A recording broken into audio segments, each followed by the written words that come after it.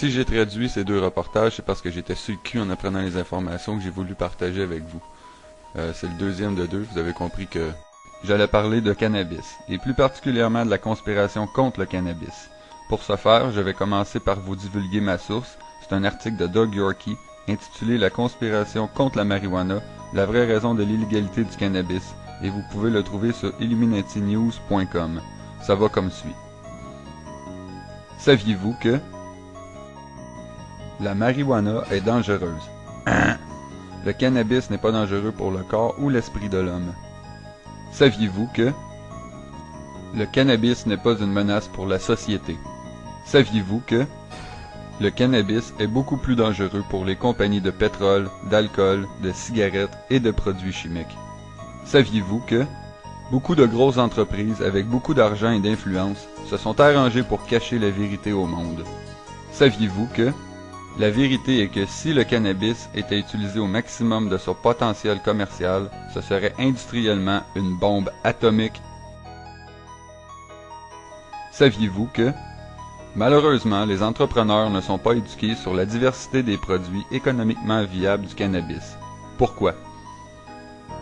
Saviez-vous que les super riches ont conspiré afin de mal informer et mentir au sujet d'une plante extrêmement versatile qui, si elle serait utilisée intelligemment, ruinerait leur compagnie? Savez-vous d'où provient le nom marijuana? Au milieu des années 30, ce nom lui fut donné pour faire perdre toute crédibilité et oublier l'histoire phénoménale du cannabis. En général, les informations que je vais vous citer sont vérifiables avec l'Encyclopédia Britannica, qui elle-même a été imprimée pour plus de 150 ans sur du papier fait à partir de cannabis.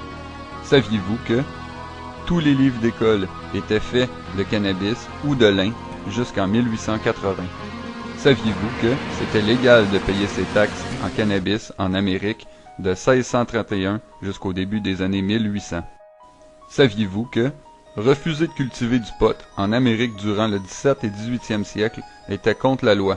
Tu pouvais être emprisonné en Virginie de 1763 à 1769 si tu refusais de cultiver du cannabis. Saviez-vous que George Washington, Thomas Jefferson et d'autres pères fondateurs des États-Unis d'Amérique faisaient pousser du cannabis?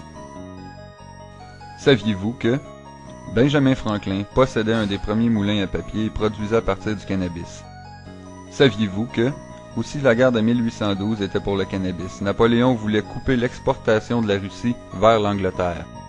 Saviez-vous que pendant des milliers d'années, 90% de toutes les voiles et cordes de bateaux étaient en cannabis?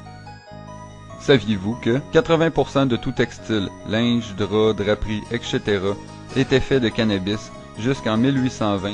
Saviez-vous que les premières Bibles, cartes, chartes, même le premier drapeau américain ainsi que la Déclaration d'indépendance et la Constitution américaine étaient faites de cannabis? Saviez-vous que la culture la plus prolifique dans plusieurs États était le cannabis? En 1850, c'était une année record pour l'État du Kentucky avec 40 000 tonnes de cannabis. Le cannabis était la culture la plus prolifique jusqu'au début du 20e siècle.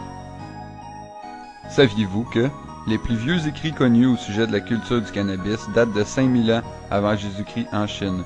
Même l'industrialisation du cannabis nous provient probablement de l'ancienne Égypte.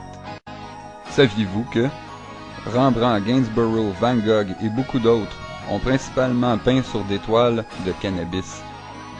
Saviez-vous que en 1916, le gouvernement américain prédisait que vers 1940, tout le papier proviendrait du cannabis. Comme ça, plus besoin de couper d'arbres. Les études gouvernementales démontraient que1 acre de cannabis égalait à 4,1 acres d'arbres. Les gouvernements avaient développé des plans d'action, mais saviez-vous que jusqu'en 1937, les vernis et peintures de qualité étaient faits d'huile de graines de cannabis? 58 000 tonnes de graines de cannabis furent utilisées en Amérique en 1935 pour les produits de peinture. Saviez-vous que le premier Model T d'Henry Ford a été construit pour fonctionner au gaz fait avec du cannabis? L'auto elle-même a été construite en cannabis. Sur sa grande propriété, Ford fut photographié à travers ses champs de cannabis. L'auto avait des panneaux de plastique de cannabis 10 fois plus résistants que le métal. Saviez-vous que le cannabis fut appelé la première culture milliardaire? En 1938, c'était la première fois que l'argent de la culture dépassait le milliard en prévision. Saviez-vous que un magazine d'ingénieurs mécaniques ont publié un article en 1938 intitulé « La plus profitable et désirable culture qui peut être cultivée » disait que si le cannabis était cultivé en utilisant la technologie d'aujourd'hui, ce serait de loin la récolte la plus répandue à travers le globe. Saviez-vous que la culture et la production de cannabis ne détruit pas l'environnement? Le bulletin 404 du département de l'agriculture américaine conclut que le cannabis produit 4 fois plus de pulpe et de 4 à 7 fois moins de pollution que le bois. Le temps de croissance est court, ça pousse dans tous les États ou provinces. Les longues racines pénètrent et brisent le sol pour le laisser en condition parfaite pour la récolte de l'année suivante. Le dense tapis de 8 à 12 pieds étouffe les mauvaises herbes plus bas. Le cannabis peut apporter énormément à l'agriculture ainsi qu'à l'économie nord-américaine. Saviez-vous que, si dans les années 30, les innovations pour la machinerie agricole auraient été appliquées pour le cannabis, des millions de jobs générant des milliers de produits de qualité auraient servi. S'il avait été légal, le cannabis aurait sorti l'Amérique de la Grande Dépression. Saviez-vous que celui qui a servi d'inspiration pour le film Citizen Kane, William Randolph Hearst et Hearst Paper Manufacturing, une division de Kimberly-Clark, possédait de vastes étendues de terre à bois. La compagnie Hearst fournissait la plupart des entreprises fabricants de papier. La famille Hearst, destructeur de la nature pour des profits personnels, joua un rôle clé en 1937 dans la discréditation du cannabis par une campagne médiatique menée par l'industrie forestière et pétrolière. Cette campagne aura comme effet l'interdiction de la drogue ainsi que la culture du cannabis aux États-Unis. Cette interdiction aurait profité à Hearst qui avait des intérêts dans la papeterie. Saviez-vous que, en 1937, DuPont a fait breveter les processus pour fabriquer du plastique à partir du pétrole et du charbon. Le rapport annuel de DuPont a invité ses actionnaires à investir dans sa nouvelle division pétrochimique et synthétique. L'industrialisation normale du cannabis aurait ruiné plus de 80% des affaires de DuPont.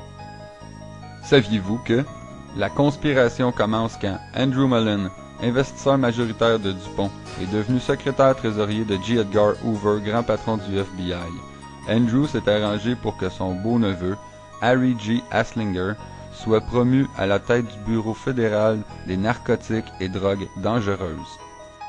Saviez-vous que des rencontres secrètes des manias de la finance étaient tenues afin de déclarer que le cannabis était dangereux et menaçait leurs entreprises multimillionnaires?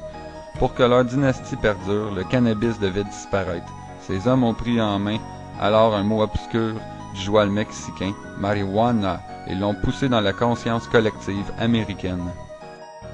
Saviez-vous que, à la fin des années 20 et dans les années 30, les journaux de Hearst titraient en gros titres « Les méfaits et horreurs de la marijuana ».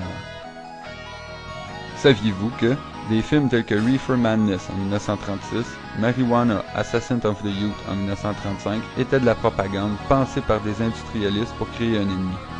Le but était de gagner la faveur du public pour qu'une loi anti-marijuana puisse passer. Saviez-vous que tous les films dans ce temps se terminaient par « The End », la fin.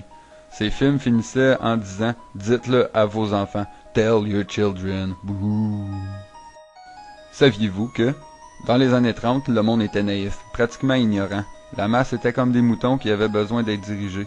Ils se rebellaient pas contre l'autorité. Si c'était dans les journaux ou à la radio, ça devait donc être vrai. Donc, ils ont dit à leurs enfants.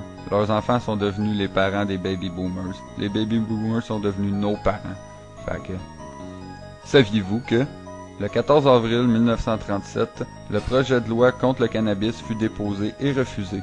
Le Way and Mean Committee est le seul à pouvoir passer par-dessus les autres comités. Son président, Robert Doughton, s'est assuré que la loi passe au Congrès et est lui-même un supporter de DuPont. Saviez-vous que, en septembre 1937, le cannabis devient illégal, la plante la plus utilisée au monde devient une drogue et notre planète n'a pas arrêté de souffrir depuis. Les forêts tropicales disparaissent, la pollution, les poisons et les produits chimiques tuent la vie. Ces problèmes pourraient être résolus si le cannabis était industrialisé. La biomasse naturelle pourrait subvenir en besoins énergétiques, remplaçant ainsi des combustibles fossiles. Imaginez.